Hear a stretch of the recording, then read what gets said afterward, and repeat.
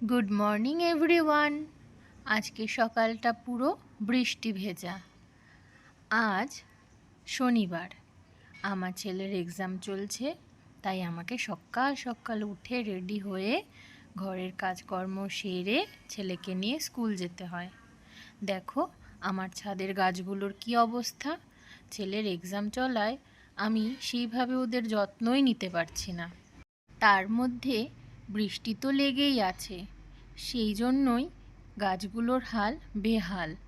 যেমন এদের বৃষ্টির প্রয়োজন, তেমন বেশি বৃষ্টিও ওদের জন্য ক্ষতিকর হয়ে দাঁড়ায়। চলো এবার ফুলগুলো তুলে নিচে যাই, ছেলেকে ডাকতে হবে, ও এখনো ঘুমাচ্ছে। এখন 6:45 মতন বাজে। আমার ছেলেকে 6:15-তে ডেকে দেব। আমাদেরকে 8:15-র মধ্যে বেরিয়ে পড়তে হবে। বৃষ্টি কার না ভালো লাগে, কিন্তু যখন বাইরে বেরোতে হয় না, সেই সময় বৃষ্টি থাকলে ভীষণ প্রবলেমে পড়তে হয়।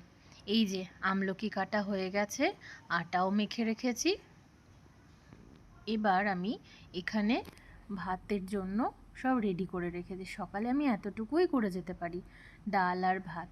ছেলে উঠে পড়েছে, ব্রাশ করেও একটু প্র্যাকটিস করে নিচ্ছে। আমি ওকে বললাম একটু পড়াগুলো দেখে নে। এই যে আমি রেডি হয়ে রাস্তায় বেরিয়ে পড়েছি। ভীষণ বৃষ্টি, পুরো রাস্তা আজকে বৃষ্টি। এই দেখো আমরা দুজন যাচ্ছি স্কুলে চলে এসেছি। এটা আমার ছেলে স্কুল, ও কৃষ্ণনগর ডন বস্কোতে পড়ে।